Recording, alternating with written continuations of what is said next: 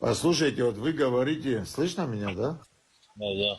Да, вы говорите, там лечат, а почему не говорите о том, который вот человек вот звонит своим родным, говорит, все нормально, у меня все отлично, завтра я выезжаю домой.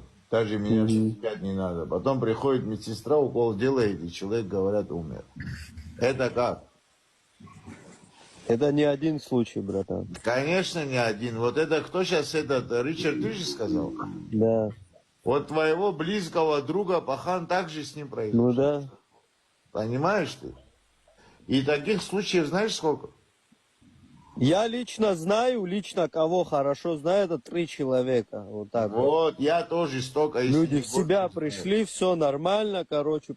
Это потом там говорят, привозят, когда уже почти умер, все, нет. Да. Человек в себя пришел, там, не знаю, в сеть вышел, позвонил, там, посмеялся или еще что-то.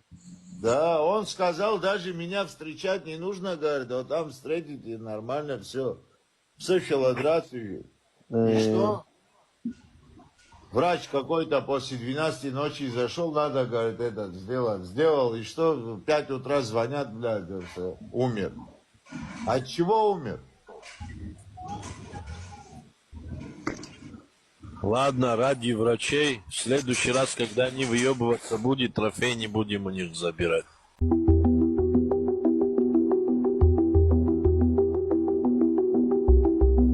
Сара Берзинеп Хайлана, Сынхот Аға, сентябрь жоғырзы, бризигиалагет, асудара көсімін сынып іс жіпой, и сахыз зымдырды апха. Нас дәшізні кенсік, ахцанды ахты тембірді, мәрттен ахты, опухоль нервит, витус. У нас при доктор Бзедобха брахариштит звят малазониях. 34 წლის პაციენტი წარმოშობით აფხაზეთიდან მომართა ჩივილებით, თავის ტკივილი, თავბრუსხვევა, მოძრაობის შეზღუდვა მარჯვენა კიდურებში, მეტყველების გაწნილება და პერიოდულად ჰქონდა ტონურ-კლონური კონჩხვები. პაციენტს ჩაუტარდა თავის ტვინის MRT კვლევა კონტრასტით, სადაც გამოვლინდა ინტრაქსიალური მოცულობითი წარმონაქმნი, სადაც მდებარეობდა მოტორულ ცენტრში. Გათვალისწინებით დიაგნოზისას სწრაფად დაიგეგმა ოპერაციული მკურნალობა, ვინაიდან ქირურგიული ჩარევა იყო ერთადერთი მკურნალობა იმისთვის, რომ არ პროგრესირებოდა სიმსივნე და ამავდროულად ახალგაზრდა ქალბატონი არ გამხდარიყო ღრმა ინვალიდი. სიმსივნე მდებარეობდა თავის ტვინის იმ უბანში, რომელიც პასუხისმგებელია სასიცოცხლო ფუნქციებზე. შესაბამისად, ეს ოპერაცია თავის მხრივ იყო მაღალი რისკის შემცველი და საჭიროებდა წინასწარ დაგეგმვას და მაქსიმალურ სიზუსტეს. ოპერაცია ჩატარდა ნეირომონიტორინგის მეშვეობით, რათა უსაფრთხოდ ამოღებული იყო მოცულობითი წარმონაქმნი და არ დაზიანებული იყო მოტორული ცენტრი. მეთოდი სრულად იყენებს ყველა იმ შესაძლებლობას, რასაც თანამედროვე ელექტროფიზიოლოგია გვთავაზობს.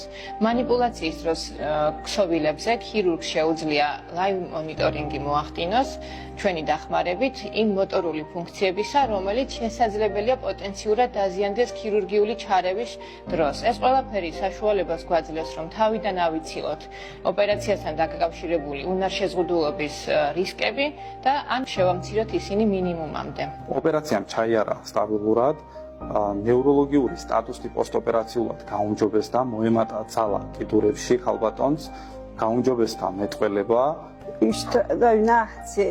Უშთა ზიგი ფსიხეთ ზაფხას შებქოლსორენალაკა ნასევნა ასცეთ ზიგი გამედიზებშენ სიზ უშთა აუსურა სალაგეთ აბარმыз გწვეთ